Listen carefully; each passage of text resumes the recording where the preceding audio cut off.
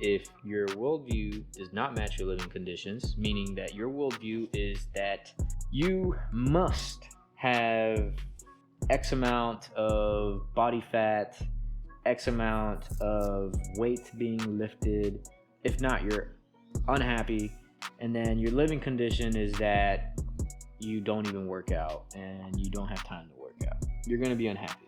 Because your worldview is just so strict, it's so different than what your living conditions are. So you have to do two things. You have to either reframe your worldview, reframe the whole thing, put a new picture on it, or restructure your living conditions. That's the hardest part to do. Because people believe in your aspect, my conditions need to change. That's not true. It's my behaviors that need to change. Yes. And the behaviors that you did change your condition. Yes. What's up, my beautiful people? Welcome to the Uprise Podcast. I'm your host, Leandro Gonzalez. In today's edition, we're here with another interview. Today I have the loving, the great Caitlyn Warner. Hi. So just remember that whenever we do these interviews, I want you guys to take the stories of your life and try to attach them towards someone else's stories. You know, what I focus on is trying to bring you guys people who have inspired me or have an inspiring life or are going through certain challenges in their life or are working towards their goals so that you guys would have to kind of take the easy routes instead of doing it on your own and, you know, messing up or understanding that success leaves clues, right? So that we can all continue to grow together. So, mistakes are nothing but a lesson. Exactly, just like that. Caitlyn, first and foremost, I really want to say thank you for welcoming me to your humble abode. What was it, the Hale? My Hale. Hale? That's Hawaiian for home. Hawaiian for home. I'm telling him, oh, come to my Hale. He's like, wait, what's that? I did not know. I was like, I'll go. I don't know wherever what it though. is, Yeah. send me the address. Yeah. I got greeted by a very huge dog. You know, I'm short and very huge dog to me. Very beautiful dog, though. A very feral cat. Yeah. Oh, there's the other cat. Yeah, that's the other one. Yeah. She could care less about people. Yeah, she's so cute. All right. But yeah, I really want to say thank you so much for letting me come in. Thank you for letting me be here. I'm glad to be. I'm very excited to be here. I mean, you're welcome for being in your own home. Right? I mean, I am home, so yeah, I made you come to me. I know. But all right, now we kind of broke the ice. We're laughing and we saw each other and we hugged and we're like, oh, we'll catch up and stuff. I just want to ask you to kind of introduce yourself to the individuals who don't know you. Okay. And quick, whatever way you want to describe it. Could be long, could be short, however you want. Okay.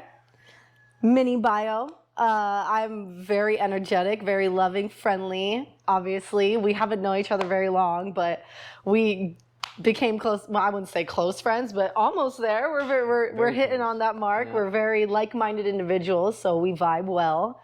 I mean, I'm just trying to live my best life now. I've been through the ups and downs, so we'll be going more into it, but I've had some seriously steep hills in my life that got me to this point. But I'm excited. My life has hit a serious turning point where I'm starting to make wins that I never thought I would get to. I finally reached some turning points that I never thought could actually happen. And it was based off of just me trying my best to live my life, trying my best to help everyone I know, trying to live for other people as well as living for myself. That was something I had to learn a bit on the way. But yeah, really, I'm just like you guys. I'm just like everybody else, just trying to do what's best for me and try to make my life the best it can be, really. Yeah, just trying to embrace the resiliency, right? Really, yeah. And we'll get more into that. That I have some pretty heavy setbacks in my life. Like I'm talking near-death experiences, more than one, that brought me to this point, really made me look in and figure out what makes me tick. And that's the key, is figuring out what makes you tick in here. And then trying to figure out a way to make the rest of the world revolve around that tick. You talking like the animal tick? Or... No, I know. So, like, I heard you say wins, very strong wins. And part of what I try to teach is metaphors. Probably the best metaphor that I've heard in regards to health and vitality is my body's a temple. And like living by that metaphor, living by that analogy has like led that individual to be healthy and work out and have all this energy through food and what he consumes essentially. So why'd you use that metaphor? Why strong winds? Well, I mean, plain and simple, you have setbacks in life and you have wins in your life. And by that, I mean, you struggle, you're going up and down. I mean, life is not just one line. Mm-hmm. It is constant hills, and you're constantly trying to make it up to the hill only to realize you got 10 more hills you got to go through. But when I say wins, I mean, everyone's going to have failures. Everyone's going to go through setbacks. Everyone's going to go to that bottom of that hill only to see they got another one to go up. But that's the win. The win is that journey to that top. Because when you make it to that top of that next hill in life, because you're gonna keep getting hills until you die. That's just how life works. Life is balanced. It's all about up and down. So when you reach the top, you got success. Even if it's a small one, even if it's something like you're eating healthy, or you've changed one habit to another that's better for you. That's the win. The win can be something as simple as waking up earlier and going to sleep earlier. Something as simple as that can be a win. It really depends on you as a person. I just want to say this high energy that she has right now was the high energy that I met her with a little bit of crying. We both kind of teared up a little bit.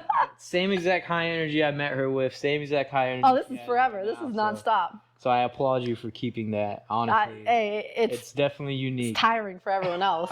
I've been told by other people, by me, like they're like, oh my good, because I'll go in the mornings to work and I'll be like, good morning everyone, it's a great Monday, and everyone's just like, everybody's like, oh. They look at me and they're like, oh. I'm like, what, but, man? Hey, you got one sad Joe in the back that heard it and they needed that. Exactly. So I know I gave you some questions so that you can ponder on a little bit, but now it's time to get to the nitty and gritty of them. So the question was, for you individuals that are watching right now, one of the questions were, what breakthroughs, both negative and positive, did you have in life that have led you to where you are right now? Like key moments where you're like, oh man. I mean, whenever, especially when he threw me these questions, the first things that came to my mind, breakthroughs wise, positive, you look at first. Obviously, you always look at positive first. And my big, really burst, this is the best way I could describe it, it was a burst, was very recently. I'm talking within the last few months. And I feel like it happens, everybody gets a specific breakthrough that is the biggest one, the one that really, I mean, I want to say it was my 30s crisis because I just turned 30, but there ain't no such thing as a 30s crisis. Yeah. But everybody hits that point where they got that big burst breakthrough where they realize, where the hell am I? And where the hell am I going? Like, where am I in this present? What's going on right now in the present? And where the hell is this path leading me to? And that's really the big question that everyone has from the moment they're a child and their parents are pushing on them. What do you want to be? What's your goals? What are you going to do for the rest of your life?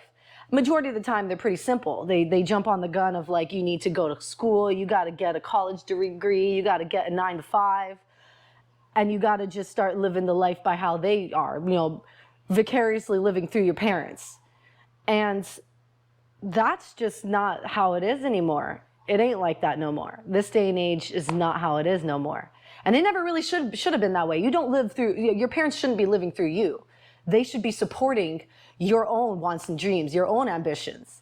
But back to what I was saying about my breakthrough was very recent. It was just within the past few months where I had hit my version of rock bottom. Because everyone has their own version, and I hit my version. I was near jobless because I wasn't making any hours at work. I was on my way out the door. Like, they were giving me, I'm not joking, like less than 10 hours a week. I was barely making anything to even get myself food. I was hitting financial setbacks with my car because it not joking, you guys, it just decided to explode on me in the middle of a highway. And I almost died. I almost killed a couple people. But when that accident happened, it put me in a situation where I was financially lost. I had literally nothing. That's when me and him met. I had $100 to my name. That was it. I had hit my version of rock bottom. On top of that, I had $4,000 in debt. On top of that, I had at least $1,000 of bills every month that would come in. And on top of all of that, literally in the same exact week that my car decided to explode on me, my dog got sick. And she needed to get a $1,200 surgery. I didn't have that money, obviously, so I needed to borrow more money from people I didn't know. People I knew. Mm-hmm. And that was my version of rock bottom. I had nothing. I didn't know what I was going to do. And I had to look in. I had to do some inner work. I had to go on the hermit mode and kind of start looking inward. And that's what I recommend to people is looking inward. You got to go hermit mode in order to do it. You really do have to put that phone on silent. And by on silent, I mean like quiet mode for 2-3 weeks. Like stop talking to people. Stop. Hey, if that's what you need to do, if you have to completely cut off from the world, then that's what you got to do. I mean, it's like what I always tell people. You're gonna reach a point where you're gonna see that doorway that you need to go through to make some changes in your life. That's when you're at rock bottom. You're realizing, okay, that's the door I got to go through. How do I do it? Well, you have to let go of what is. How are you supposed to become what you want to be if you can't let go of what is right now? You're not going to be able to. It's not going to work. And when you hit that rock bottom, that's what you realize. You realize, all right, in this position, in this moment, it's not working for me anymore. I can't be this way anymore. I have to let go. Have to let go of everything, everybody. Come back after you have figured yourself out. After you have looked inwards, figured out what's going on, how you make that clock tick, and how that clock's supposed to tick. Even if you have to cut everybody off too, family, friends, everybody. You have to walk through that door. That doorway is not meant for everyone else and you. So you got to stop trying to be 911 rescue. You got to stop trying to have everyone else in that now with you. Because no one else has hit rock bottom. Only you. So no one else is going to be able to pull you out of that well. You have to do it yourself. You have to walk through that doorway yourself. That's what happened to me. I was rock bottom, and I had realized exactly that. This couldn't work no more. And when I did that, not joking, within a week, 2 weeks of me literally doing exactly that, I hit my breakthrough. I was able to take care of all my financial issues. I'm actually paying off my debts now. And that was just a few months ago. My dog is healthy again. She got her surgery. She's good, healthy. All of the people around me actually started to support me because they see that I'm no longer living in that victimized state. I'm living in that better myself state. And people want to be there for that. They want to support that because they're seeing positivity. They're seeing growth. And when people see growth, they want to help that. They want to nurture that. When you see a little baby plant, do you want to stomp on it and kill it? No, you want to water it. You see a little kid, for real, do you want to stomp on the little kid? Or Exactly. Yeah, that's true. Wow, I really like that. And my breakthrough was literally that weekend with him. It wasn't a joke. I was rock bottom, but I knew what I wanted. I knew I needed to chase those dreams of what I found was right for me. Not what anyone else told me. Not what the world is saying, what you should do. No. You can't be listening to any of that. It's got to be what this is telling you because this is the only right one. It's the only one that knows what's right for you. And that's what you do. You chase after that. That weekend, we met at a audition for acting. Oh my goodness gracious. I'm be so honest. I went because I was like, well, I'm experiencing new things and I'm all about telling people, hey, if you have a new opportunity, try to take advantage of it, see how it goes. If you weren't even planning on for it to go well, okay, well, just check it out, right? And I go, I do all that stuff, and I'm like, wow, I actually got a call back. Whatever, and then we're there, and you can finish the story if you'd like. I mean, the rest is history, really. It really is. We both got our callbacks. We both went the next day. Turns out, obviously, because that's how it is with anything in the world, you got to invest a bit. Yeah. And they told me, even during my rock bottom, you got to throw down $100,000 if you want to do this. I wanted to do it bad, even if that meant I needed to pay $100 now, the rest of my money I had right then and there now, to be able to get my foot in the door and then figure out the rest later. Whatever it took to make that inner me happy, to do what this has been telling me to freaking do since I was a child. That's another thing too, is that when you're little, you know what's up. You know what you're supposed to do. And then everything else in the world, the environment, media, what is social and contagion, basically what is and what should be, the society's way of knowing what should be. That all kind of gets in the way and starts to blur what you know from when you're a child. I mean, when I was a kid, I wanted to be an actress and a comic book artist. And that was my dream. And a couple months ago when I had my epiphany, that's when I realized, holy shit, those are the things I've been wanting to do my whole goddamn life. But everyone's been telling me I can't make a career out of this stuff. And that's what a lot of people go through, is they got everyone telling them they can't do it. A bunch of other people's limiting beliefs. Yes. They give them to you because it's all they those doubts. see themselves in you in a way. And they're living precariously through you, but that's not how it should be. Mm-hmm. You should be going based off of your truth, because your truth is the truth, period. Is the only truth that should matter. Yeah. And once I started chasing those dreams I've been carrying since I was a child, that's when I started really feeling my purpose, my right. That's when you start really realizing this works. This is universally connected. It's actually working for me. Everything is falling in line like puzzle pieces, just making itself fall into place to make this beautiful picture. Mm-hmm. That's how it should be. That's how you know this is the path I should have been on all this time.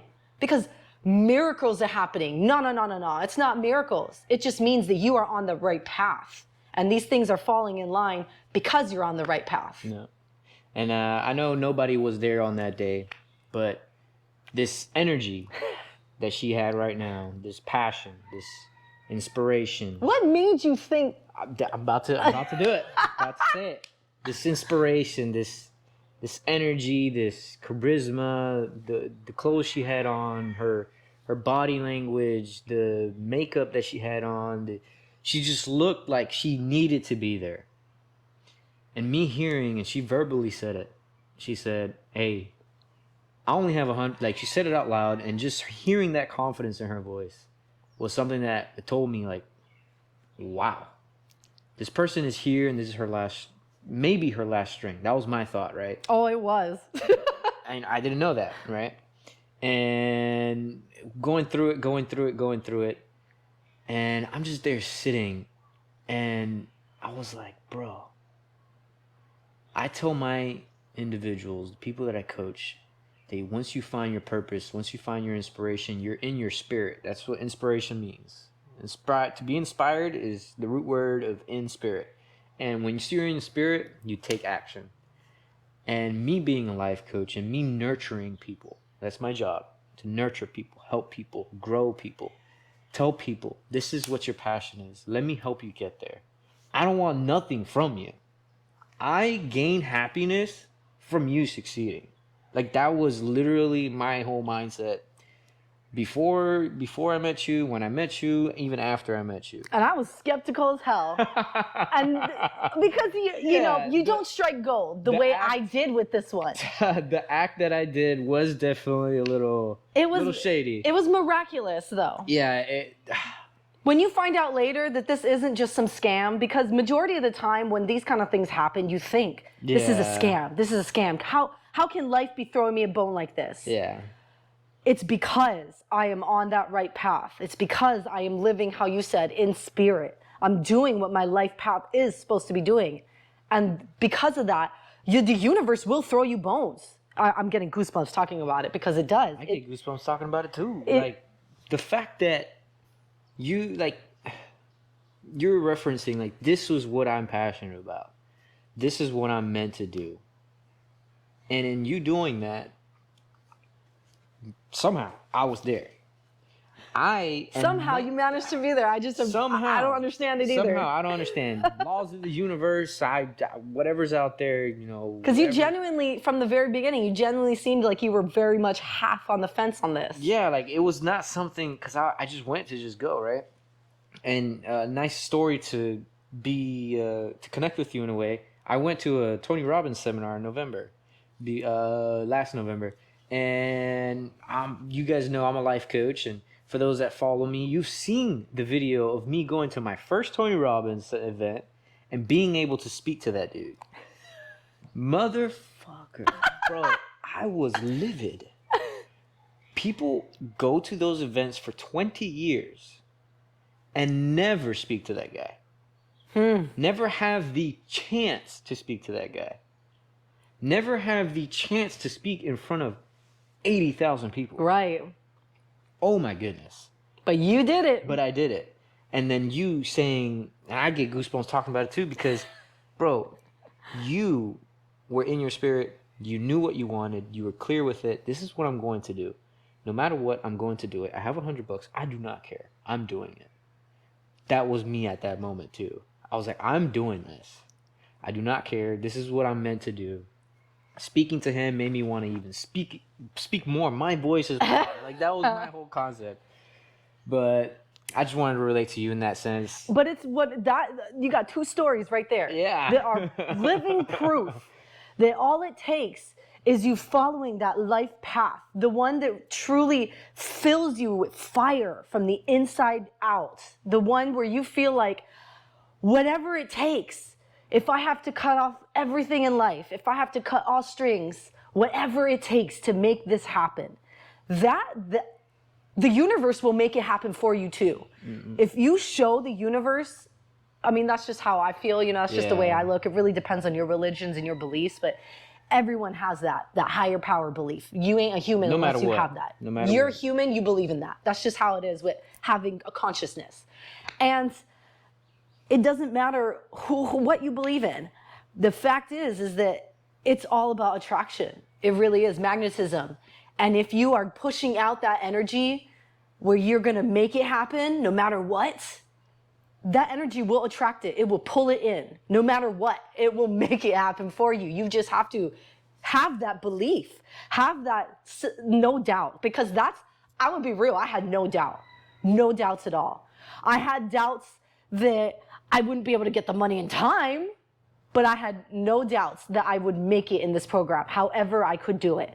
And the lady I was talking to before I even met him, she saw it too. She said it. She said, I see the fire you have. I see you want to do this. We'll make it work for you. And then not 5 minutes after that, when I'm talking to her about how we can make it happen, the guy who was working this whole thing, Adrian Armand, who is a celebrity working on this whole program, he runs over to me and he's telling me, stop talking, just sit right here, just wait. He runs away and I'm like, what's happening? What? And I talked to the producer and she's like, I don't know what's happening, just sit tight. She leaves and I'm like, what's going on? Like I don't know what's happening, but I know it's something good. I don't know what, but I know it's good.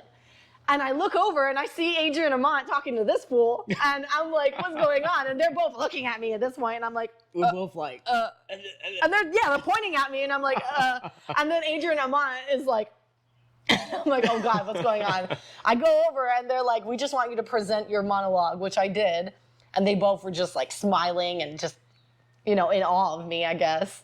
I'm not trying to be humble, but that's when they were literally just like, all right, he's going to pay for your program. And I'm like, immediately melted.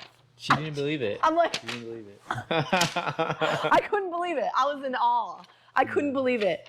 I'm still in disbelief. Like, that's life. And you think I thought it was a scam. I'm like, this guy's trying to get my pants, but I was really worried because that's usually the case in situations, but nope, that's not at all how it was. I struck gold.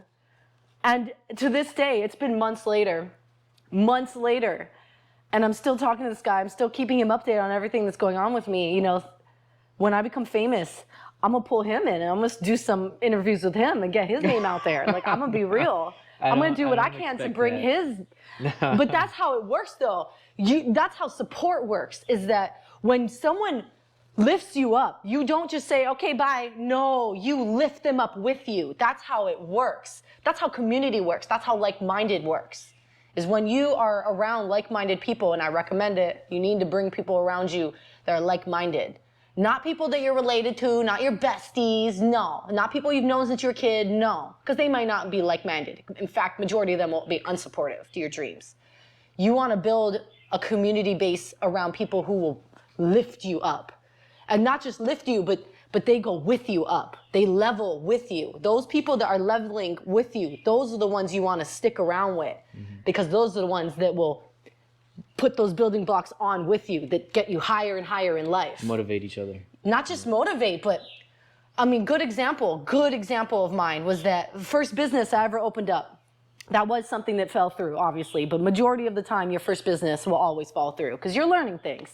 But my first business that I ever had, the person who helped me build that business was a friend of mine that I worked in the food industry with, and she helped me build it, like buy all of the stocks, get all the products, build the website. She helped me do everything. What did I do in turn is I helped build her marketing business. And what's crazy is she blew up. Like she just went far with that business. And Wow. she's got like marketing all over internationally now. And it blew me away how it took her only like 6-7 years. And now she's doing amazing for herself. It didn't go as well for me, obviously, but that's just how the cards roll. I mean, people can't make things happen for you. They can help you and support you, and they can help build you up. But I mean, sometimes things aren't meant to be in certain avenues. And I learned that the reason why it didn't work for me then was because that wasn't the door I was supposed to go through. This one now. This one is the door. And yeah, it was years later, but I had to learn a whole bunch of things that led me to this point. Because there's a lot of things that will impact you that lead to this point, and they're all interconnected, all of it. Yeah. It's just like the butterfly effect. Yeah. It's something as simple as you being late to something that leads to something else 10 years later. You know? Yeah, yeah. And I like that you brought that up. Like, no matter what, you know, it took me this long to get here. So for all of you guys watching, I just kind of want to highlight that, because the story that she is giving you is the story of her telling you that if she would have pursued her purpose from the beginning, I'm gonna let it be silent for a little Like- bit, because when you think about it, Yeah, I mean, one of the questions he asked me a couple days ago when he was getting me prepared for all of this was, what would you tell your younger self? You know, 16. Obviously, I wouldn't say anything to my 16-year-old because, you know, prior to you being an independent person, no longer a minor, all of that is just learning how to be an adult. Yeah. You're just learning how to be a human in society. So really, there's not much I would say to that person then, because actually I was very much on track back then. I was doing acting coaching classes in high school. I was going to art classes in college. I was doing early classes in college when I was a kid. And I was actually minorly chasing my dreams of those standpoints in my younger self. However, the real change, where you start to really blur the things you should be doing to the things that everyone else is telling you to do, that's when you become an adult. That's when you turn 18, when you get out of high school. That's when things start to really blur, because everyone, the whole world, as well as society, is trying to pressure you to do what they see as the norm. And life, only in the last 10 years has media started to really change that idea. That old school way of 9 to 5, get married, have kids, get a house, and die. That was the old school thoughts, the old school way of living as a bee in the hive. The new way that only just recently are people actually starting to be more open to, like I'm talking media, politicians. Only in the last couple years, if you really see politicians start to talk about entrepreneurs. It's not something that is really the norm until now. But that is something that people have been doing for a while now. It's just, it's been frowned upon, as you would say. Like, you can't make it that way. You need to get a stable job. That's what I hear all the time in life, is you need to get a stable job. security. Security. That's what I hear all the time. And I'll tell you right now, I've lived entrepreneurially, that's not a word, but let's just, entrepreneurship. It's a new word. Search it up. Entrepreneurially. That's my word. But that's something that people can make a living doing. I have 6 friends in my life alone that make a living being entrepreneurs. They got 6 gigs that they do. Mind you, that sounds like a lot, but all of these jobs are things that this person loves to do. So it doesn't feel like they're working. It feels like they're just living their best lives. Mm-hmm. And that's the key, is finding the things that make you happy. And your kid self knows that. Your kid self is doing those things. But then you grow up and everything else starts to blur and you no longer can see as clearly. Your glasses are fogged now by all the things that the world starts doing to you when you turn 18. You don't actually see that clear sight anymore. Your kid self did. And did it a lot. Like I did acting a lot as a child. I was always dressing up and walking. I would walk around like my neighborhood dressed up and pretend to be people at doors. Not joking, I used to do this. And that just goes to show that I love acting. That's something I've loved as a child. And that is my core. You gotta find your center. That thing that makes you you. Because after you find that center, as I said, what makes you tick, that's when you can push that center out to the world and you don't feel like you're working. You get paid for doing what you love to do. That's what happens when you find your center. And the whole world falls into place as well. I mean, it's only been a few months and life is falling into place like that for me. It's almost, I'm honestly shocked. I'm shocked too. Like 2 months ago when I started this whole thing and I met him, I had a clear mentality of doing whatever the hell I needed to do to make my life what I want it to be. Mm-hmm. And if that meant letting go of everything that I was, so be it. I'll do it. And it's great. I mean, just this past weekend was when I had my audition with live agents. I got a call back from 3 agencies. 3 agencies want me. And now I have to figure out, okay, which agency do I want to go to? And I never thought in existence that this would ever happen. Everyone around me, all of my circles, none of them believe me. They all think it's still a scam. The only people that believe me and support me are the ones that I made a point to connect to, because these are like-minded individuals. And it just goes to show that you need to revolve yourself around those people, because they're the ones that, as I said, they'll build you up because they can see the potential that you yourself see. Yeah, I agree with that. A lot of people, at least when I got out of high school and kind of was going on into the world, you're kind of like contaged into this disease that the world is going into, and you're told, yeah, get stable. You're no longer in high school. You're no longer in school. You're no longer a kid. You're an adult. So start thinking about security, about a family, about this. Oh, when you're 18, you don't know what the hell you want. Right? So then it's like... You're still a kid in my eyes. In a way, yeah. I'm still young. But I was like, all right, I'll find something. I went to the military. I'm like, all right, I'm in the military. What am I going to do in the military? Air traffic control. All right, air traffic control. I'm in this air traffic control realm within the military, 2 of the most stressful jobs in the world. And I can pursue that if I want, when I get out. But that's not what I'm interested in. Right. Like at work, sometimes I'll just not be there. Like my mind. Mentally. Like I'm there. I was like, you just don't go to work. No. Like I'm there, but I'm not there. And for you guys listening, there's a book called The Battlefield of the Mind. It's a religious book. You do not have to read it, but I suggest reading the book without judging the religious basis based off of it. Pick the things that you like from it and use it, or change it to your own belief. Exactly. Alter it. Exactly. That's what I had to do, right? And then she's essentially talking about, it's like you're in places that you're not currently at, and dependent if that place is bad, if it's good, if it's bad, get out of there. If it's good, follow it. You get me? And my dreams are always... I always daydream. They call me a dreamer. Right? My parents, all my friends, they call me a dreamer. Okay. This is you. Huge... Yes, the thinking man. Like that. You're the thinking man. Oh my goodness gracious. I love to think. I love to just think about ideas or whatever, yada yada. And my gig is life coaching. That is my purpose. And that is when I feel like I'm Why in didn't my you want to be spot. a theorist? Nah. I mean, that's all they do. I mean, yeah.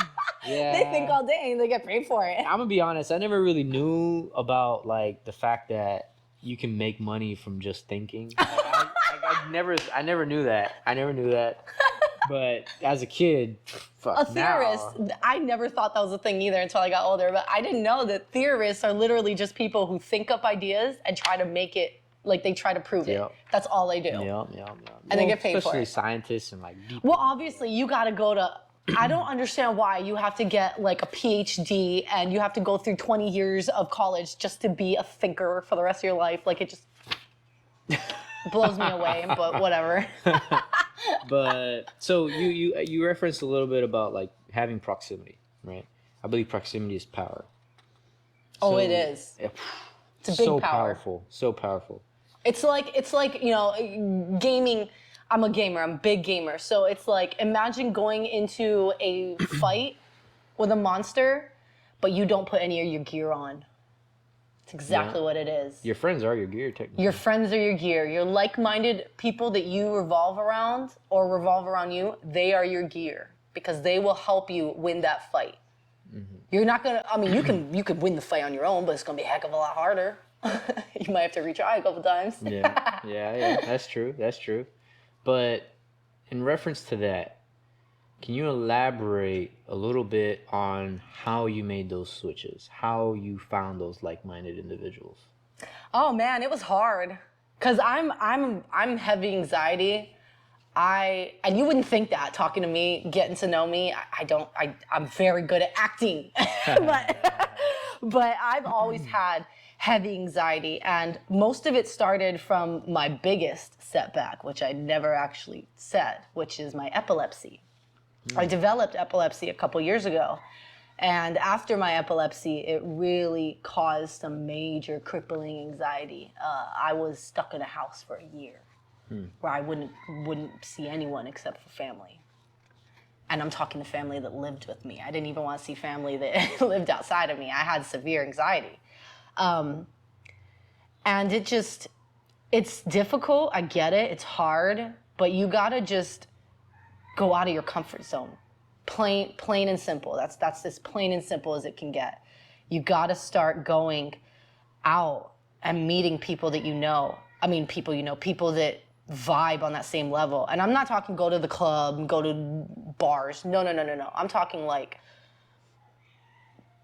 go reach out to people you hadn't talked to in a while, but you know that they vibe with you on that same level. Oof. I mean, I got that is a big one. I got a couple friends of mine that, you know, all they ever post is motivational posts. So I know that they're on the same vibe as me because they are only ever pushing out those kind of thoughts. Or I have a friend of mine who I haven't talked to since elementary school, not joking. But I know that he's pushing hard to become not photographer. He's trying to become a filmer. He wants to be a movie filmer, big time producer. So I made a point to reach out to him and start DMing him and get to know him more on a personal basis again. What did he do? He ended up throwing me into a community group of island and LA people who are trying to be in the film industry as well. And I started to get to know all these people. And that's how I built a literal community group on people who all our thoughts are just like mine. They're all chasing after the same dreams. One of them actually is the one who told me about the audition that got me all these agents. She's the one who hooked me up with this. And I wouldn't have known about it if it wasn't for this community group. And I wouldn't have known about this community group if it wasn't for me making a point to reach out to people who I know have the same thoughts, who have the same ambitions. It sucks, it does. You gotta make new friends. But how are you supposed to become the new you if you won't change to the new you? Period. That's it, period. You're not gonna be who you wanna be until you change to that person. You have to. Mm-hmm. And how are you supposed to lose weight unless you change your diet? It's the same thing. Same thing. Yeah, that's true. Nah, I agree with you. For you individuals out there that are planning on making that change, you know, because I better hope that after you watch this, you learn from something and you are taking action. One good action that I suggest you take in regards to proximity is to search people up. Yes, that's what I did. I literally did that. Search up. I guarantee Social clubs near me for active. every single person that's watching this cast, I guarantee have at least 100 people that they're friends with on Instagram alone. Yeah. Facebook, I guarantee at least 300 people. Every single one of you have at least those people. You probably don't talk to any of them. How much you want to bet there's at least 10 in those 300 people that think just like you and feel just like you. And you guys could help each other for all you know. Unless you're an NPC. Yeah. That person can't help you. Yeah, but there are places out there. Similar manner in which she started finding her proximity. This is in the similar Social manner media that is I just did. the easiest way. Social media is the easiest way. And calling old friends was the one for me. Reaching out to people that you know vibe with you, but you just haven't talked to in years. Mm-hmm. This one is was a extremely friend from important. elementary school. Yeah. And he wasn't even a friend. He was just somebody I sat next to. He wasn't even a close friend. Yeah. We're close friends now, though. Getting in touch together, you know, getting in the loop. Yeah. I started becoming good friends with other mini producers on the island, and I'm actually about to be in a mini film, which is exciting. You guys can't see the gesture I did if you're listening on Spotify, but I just made like a, I can't even describe it. Shrug. Yeah, a little shrug, like, of course, you know, look at what she's been able to accomplish in the amount of time that she's been doing it just by reaching out to people. If you want to talk about the biggest breakthrough moment for me, it was roughly 5-6 months ago to now. And that's like 5 to 6 months. My life has dramatically changed to start looking at, it's starting to diverge to the path I've wanted it to for most of my life.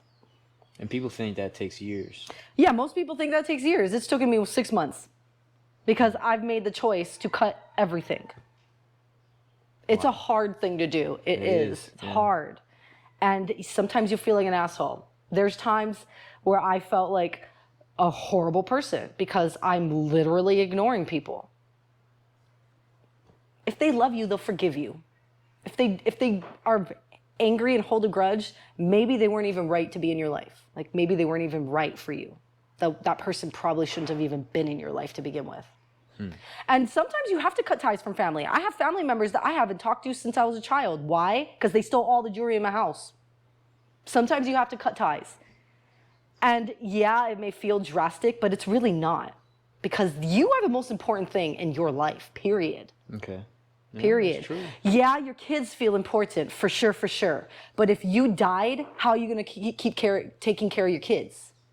You are the most important person in your life. Without you, you can't take care of others.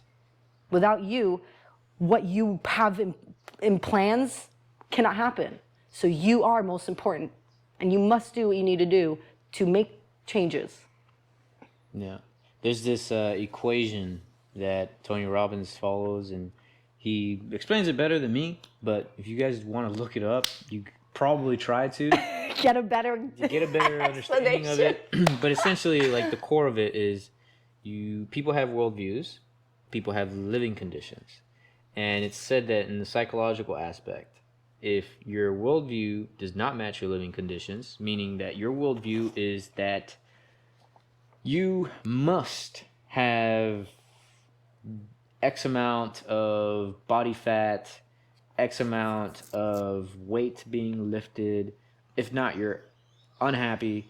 And then your living condition is that you don't even work out and you don't have time to work out. You're going to be unhappy because your worldview is just so strict. It's so different than what your living conditions are. So you have to do two things. You have to either reframe your worldview, reframe the whole thing, put a new picture on it, or restructure your living conditions. But that's the hardest part to do, because people believe in your aspect, my conditions need to change. That's not true. It's my behaviors that need to change. Yes. And the behaviors that you did change your conditions. Yes. And that led you to having a worldview. And that's kind of what I was getting at. Like, I was kind of just running around the bush. Yeah. But that's literally in a sentence version of everything I've said. You can't change your environment until you change you.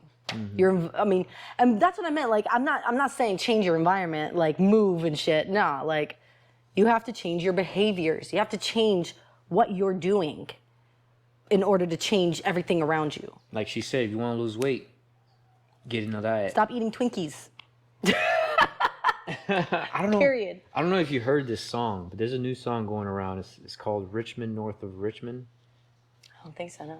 Oh my goodness gracious. I don't listen to radio either. Oh, I wish I could play it on here, but there's like a part of it that he's like, oh, you know, there's a lot of people out there that don't have food in the streets, but there's a lot of people out there who were paying for packs of fudge rounds through welfare.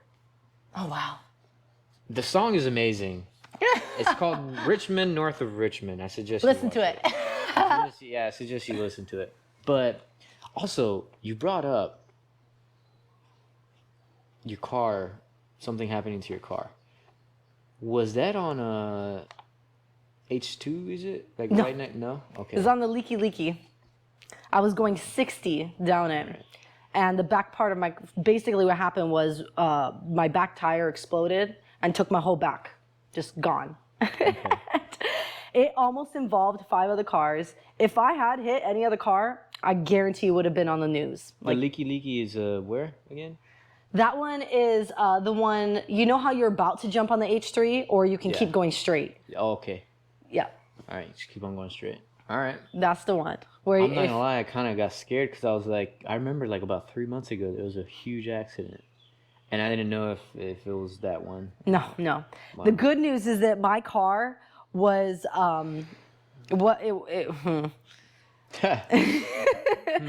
good news is I didn't involve anybody in the accident, so it didn't end up on the news. Yeah. However, if I had stayed there longer, I probably would have ended up on the news anyway, because I did have minor injuries from the accident. Oof. I didn't call the police. If I had called the police, I would have ended up on the news, more likely, because it was a pretty bad accident. My whole entire back was gone. The car was supposed to be totaled, but I fought through teeth and fabric to get them to fix the car because I was going through, like I said, a point where I had no money. How the hell am I supposed to get anywhere without a car? I don't have money for a car. I don't even have money for a bike. Yeah. And I need to be able to get to work, and I need to be able to do whatever else I needed to make money. At the time, I was doing Uber deliveries to try to make ends meet. Like, there was no way that I could have no car. So I fought through teeth and neck to make it happen because I needed to. Mm-hmm. But it was a bad accident. My whole car was, the whole back gone. Yeah. So now I want to kind of target this. I believe some people, I actually asked this before, and someone said, well, sometimes all you know is suffering. But, oh, yeah, that would be me. Yeah. So my question is, do you believe that suffering is an option and pain is not? I would say it depends on your viewpoint of those two words. Mm-hmm. My viewpoint is that pain is realistic. Pain is like, ow. That's realistic.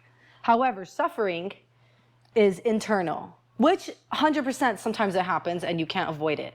Suffering is something that is natural. It comes with pain. It's a natural thing. Just like how when something dangerous is around, you're scared. It's a natural feeling.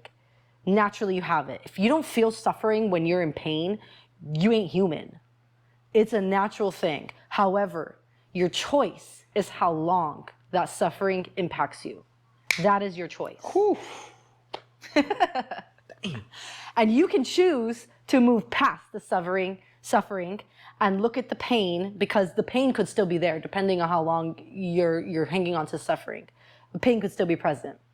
But that pain can turn into no longer suffering, but a learning.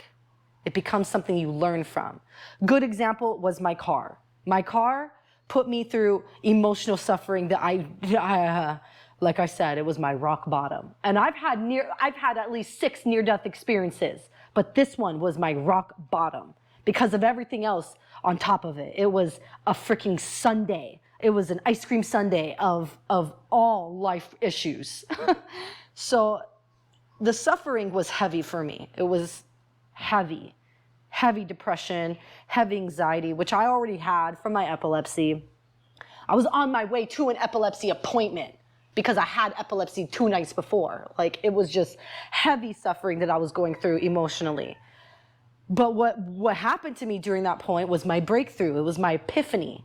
It was when I had realized all of my life was suffering. I have had nothing but problems and suffering and hardships with very little pro to the con.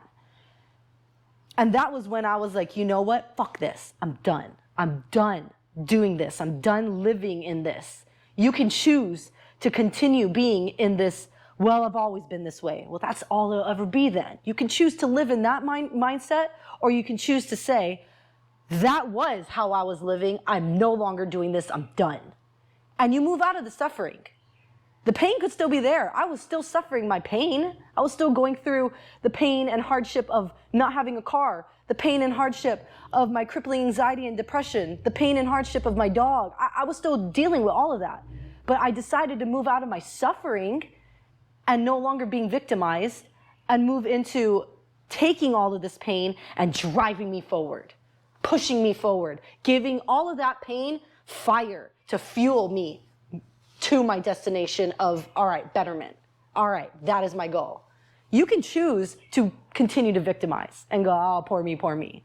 Or you can choose to say, you know what, fuck this. I'm going to use all of this and power forward. Mm-hmm. There's 2 things people do that I've noticed. And once they... We're back. We are back.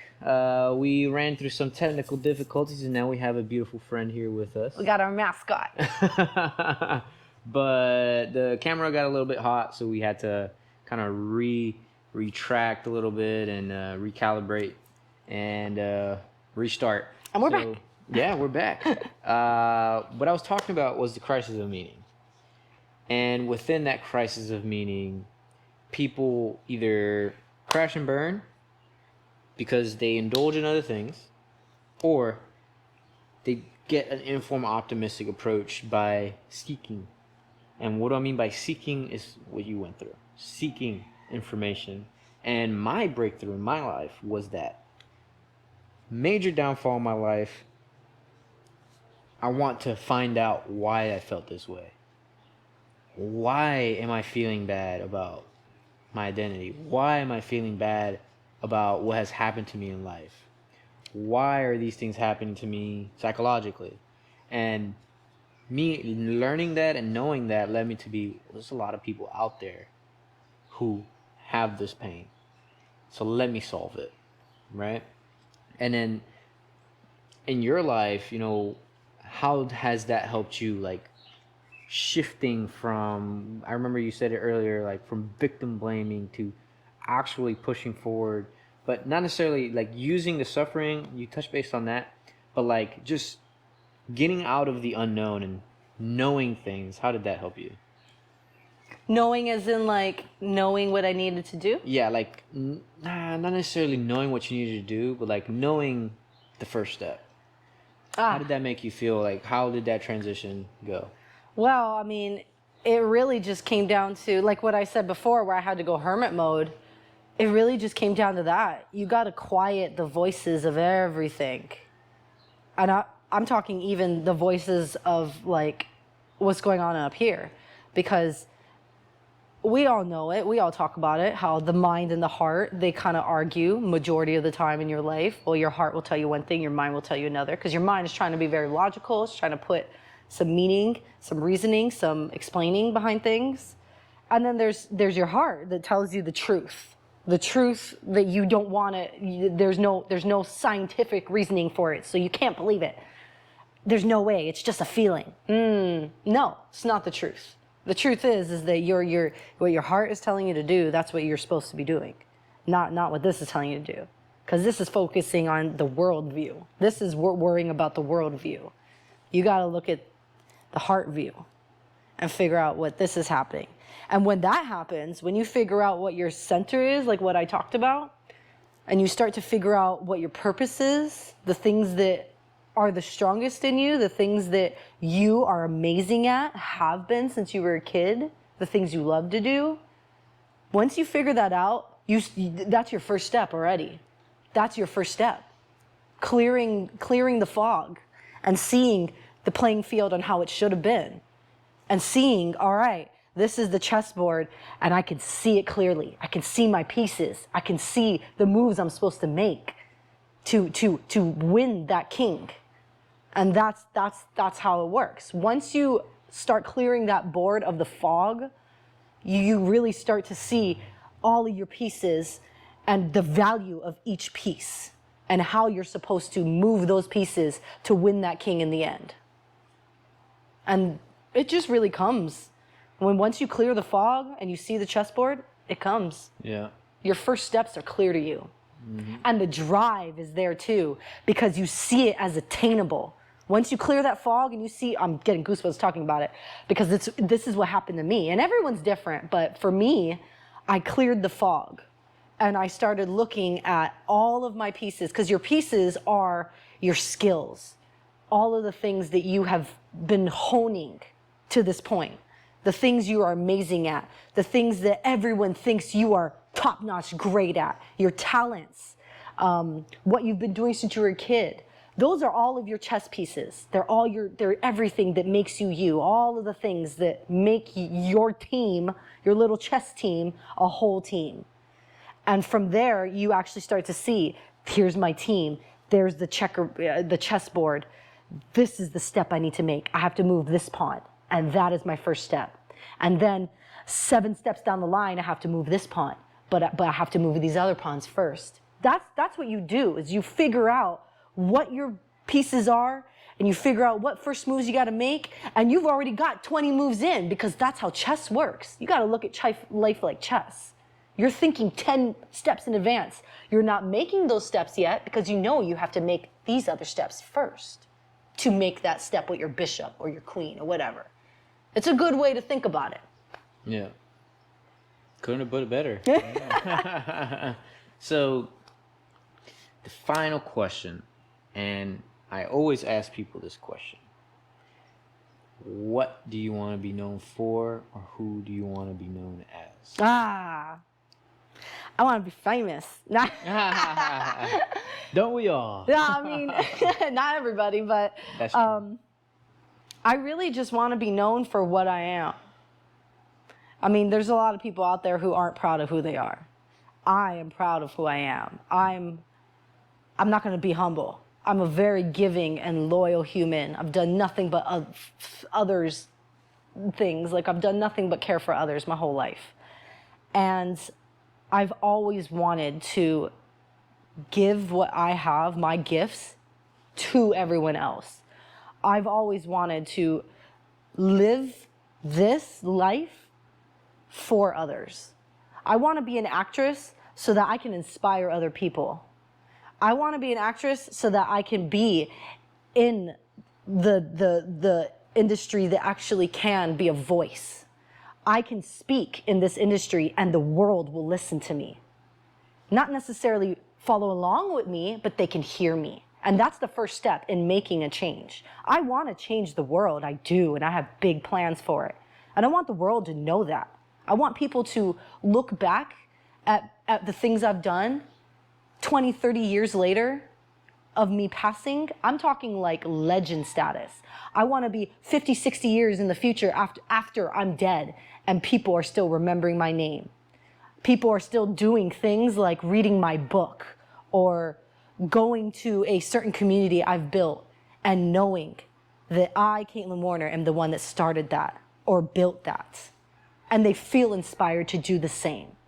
I have a great plan to one day build a homeless community that transitions homeless back into society. I have a plan for that. One day when I have fucking millions of money, that's a plan. And I can't do that until I move other pieces. You know, that's my queen. My queen is gonna make that final move. But I got all these other pieces that I need to do too. And I want people to know me for that. I want people to read my comic books and be inspired and have all these stories in their heads that builds more on their own stories. I want a mother to read my books to children. That would blow me away. If I felt inspiration the way if I could inspire children the way that I was inspired reading comic books, that would blow me away. I want to die, and at my eulogy, people are talking about how I'm a legend and how I changed thousands of lives. Testimonials are the biggest thing that you can have on your eulogy or someone else's eulogy. And that's what I want. Testimonials. I want to change lives. I want to be able to inspire people the way other actresses or actors have. Like Robin Williams, he's a big inspiration. Rest in peace. Jason Momoa, big inspiration. And he's from here. Yep. The Rock, right? The Rock is from here. The Rock. He's a big inspiration. He's filming. I think they're filming Moana right now. Mm-hmm. In is it Maui that they're filming it? No, they're doing it. I think they're using Jurassic Park. Yeah, they're doing a little bit of it here. Yeah. Yeah. Wow. I want to be, to me, those people I just named, those people are top tier for me. I want to be their level. Mm-hmm. I will be their level. Yeah, you saw that shift in words. Yeah, words are powerful. Words are very powerful. Yeah. That's amazing. I know that legends, people think, I want this legend to happen. I want to be a legend. I want to pass on a legacy. I want to provide a well-lit torch to my family. And some people aren't past that torch. I wasn't past. I was past the stick, I'd say, right? And I have to figure out how to light it. Yep. I have to figure out how to nurture it. I have to figure out how to turn that torch into a slow fire burning machine to pass it on. Now, a lot of people, they're past just the stick. And they're like, well, I was past the stick, so I'm going to pass half the stick. Because, well, I wasn't given anything because of this, so I'm not going to give you as much as I had. So they give them half the stick in a way. And it usually comes with like, oh, well, I was raised up on a very low income household, so I'm going to stay low income because that's all I know, and I'm going to pass it on to my children. That's all it'll ever be then. Yeah, how important is that generationally to you? Extremely. Yeah. Period. Change won't happen until you change. And this, it sounds cliche, but it's true. It's true. It's as simple as that. Everyone is given only a stick at first. No one is given a torch. Not even Robin Williams, not even Jason Momoa, not even The Rock. No one is given a flaming torch at first. Everyone is given a stick. And it's your job to figure out how to light that stick and pass on the torch. And like you said, some people don't. Some people just pass on unlit, or some people only give half. Yeah. Well, guess what? That's your choice. You decided to do that. You could have easily changed that. The only reason I'm saying this now, I mean, you could have asked me this a year ago and I probably would have had a different thought process. But because I have gone through my own mini success story, I have learned, like, full-blown hands-on experience. I've learned that no one is given a flaming torch right off the bat. They're given a stick, and you have to figure out how to make it work and make it fire. Whether you're given tutorials on how to rub the sticks to make fire, or whether you are given nothing and you have to sit there in the dark doing it alone. That is the difference, is you can get someone who tells you how to light that fire, or you can get nothing and you have to figure out on your own. But either way, you are making that choice on whether or not that fire gets lit before you hand it off. Yeah, it's Period. amazing. Yeah, it's amazing. I think we covered a lot of the topics that we discussed prior to. I definitely want to say again, thank you for welcoming me to your humble abode, and thank you for welcoming the audience to your humble abode as well. And beautiful little puppy doggo Our mascot. on the podcast. If you're watching on video, if you're not, we have like a huge what dog He is blackmouth cur and ridgeback. He's a year old. He's fucking huge. He's a year old, and he looks like, best way to describe it is he looks like a Saint Bernard size. Like he's like the size of a Saint Bernard. He's a big boy. The moment I came in, he's just like playing around with me and all that stuff. He's like, whoa, whoa, whoa. Yeah, he's amazing. But I definitely want to thank you. I appreciate you for your charisma and your dedication to look inside yourself and try to genuinely answer the questions. I can tell that you definitely wanted to speak about these things and you're passionate Honestly, about yes. it. I've been wanting to tell people everything I've learned. Mm-hmm. It's important. Everything I've said, you got to do it. You got to. Change won't happen until you make it happen. I was, before we started it again, when we took a mini break, I was just telling him a good analogy, in my eyes it was a good analogy, that, because he had mentioned something about how there's people who are privileged, people who are given everything, and then people who are suffering from the get-go, and how those people have so much more to say. They got so much more experience on their belt. And then I told him, well, I mean, that's just physics, period. Like, you know, if a frog is living in a little beautiful pond, that's all it'll ever know, compared to, you know, a lake or a giant river that leads out to the ocean. If it ever left that, then maybe it would have more experience on what the world is like. But if it always stayed in that little lily pond, it will never know what the whole world is like. And it will definitely not know what the frogs, you know, a couple hops over in the lake know. They know hell of a lot more. Oh, there's some big ass frogs. There are huge frogs out there. Oh my goodness gracious. I've seen a frog like this big. Oh, that one's a toad. I think it's a toad, yeah. Oh my goodness gracious. Huge toad. Have you tried frog legs though? Oh yeah, it's good. It's good stuff. I've eaten a cricket. I would never eat a cricket. Oh, I mean, I was in the military too, and I was in for 7 years, and we were out in the boonies, and my training sergeant, hands down, not joking, is he was frontline special ops.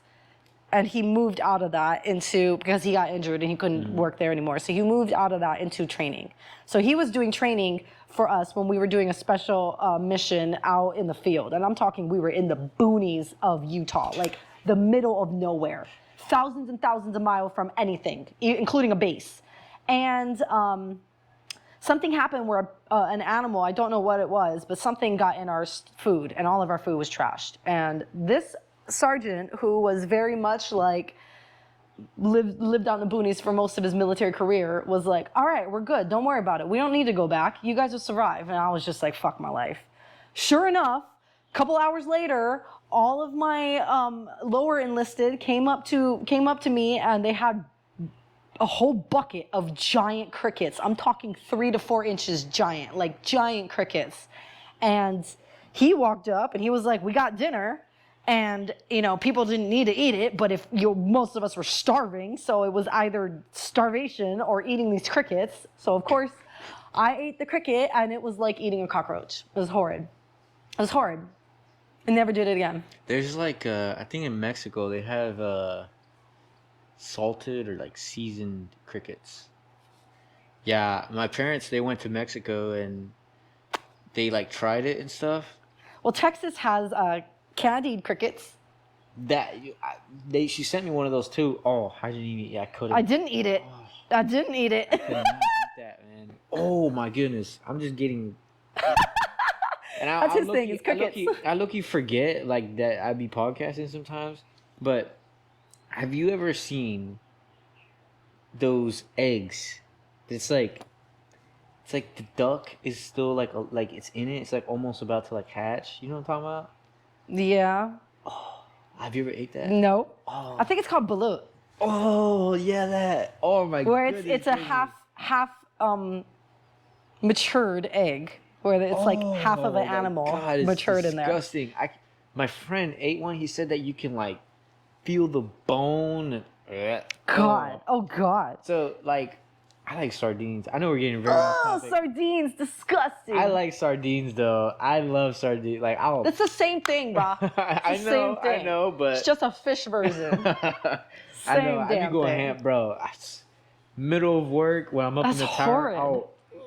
That's horrid. Oh God. Like, the can like slaps back on your like hand. You just... Nope. Nope. I have eaten a 100-year-old egg before. It's a delicacy in China. 100-year-old. Look it up. It's a delicacy in China. 100-year-old egg. Very expensive. Very expensive. And very salty. It's like a salty vinegar jello. I guess like preserving it. Mm-hmm. Right? Yeah. It's like a salty, vinegary jello. But it's black. Black jello. Oh. And it stinks. Oh, it stinks. It tastes good though. No. Why do they eat it? You know, why do people eat caviar? That's just nasty too. The fish eggs, right? Yes. Yeah. Why do people eat that shit? Just because it's really expensive. That's the reason. That's the only reason. Oh, did you see? I don't know if you saw that, but they had Payless shoes, and they made this fake designer brand, and they put the I have Payless seen shoes that. inside. Yeah. Bro, people were just People going spend there, stupid money buying that shit, and thinking they were it's just real. Payless shoes. Yeah. Well, they think it's high-end stuff. Really, Yeah. it's so that just goes to show you that knockoffs are just as good. Yeah. It's just as good. I like Payless. I would go to Payless any day. Half the shoes I got are like on clearance or some shit. I buy stuff from Shein. Yeah. My shoes are just as good as the $60 shoes from Bloomingdale's, and I spent $5. But yeah, again, I just want to thank you so much for everything. Thank you for letting me be on it. do the little. This is my first time ever being on a podcast. I'm so excited. So You should probably excited. start one from your own. One for your. I've always thought about doing it. Yeah. I always thought about it. It's extreme. The only thing that is hard is just getting in front of the mic and just talking. Honestly, the hardest thing for me is just time. Or that, yeah. I ain't got the time. Yeah, literally, like before this. I mean, we can keep this on a podcast, guys. If you guys are listening, you guys kind of want to just shut off. Well, I mean, at this point, this is the end of it. This is really just like just Q&A. us talking or whatever. Yeah, this is really just Q&A at this point. You guys can But- leave. But If you're not, cool, hi. yeah. What was I saying? Oh, before you actually had an interview too, like at 10, and then that one I was surprised it finished early, and then I had you, and my whole my whole week, my whole month is just set up: work, coaching, work, teaching, work, learning, work, interviews, work. Like it's Damn. literally, and then work, editing, work, posting. See, work. like that's just a lot. But it doesn't feel like work. Exactly, because to you, it's not. This like Exactly. I like talking, so it's like I'm having a conversation. It's a good conversation, and I think that the conversations that people have offline are the conversations that you should record, because right now we're having a very good conversation. Genuine. It's like Well, before it was genuine too. before it was genuine too. You know, like I'm just saying, and just amazing. But you know what? But this is where your fire is. Yeah, this is where my fire is. But we'll let these guys go. Appreciate you guys. Again, I'm your host, Leandro Gonzalez, with Caitlyn Warner. Take control of your life, live with passion. Gonzo out.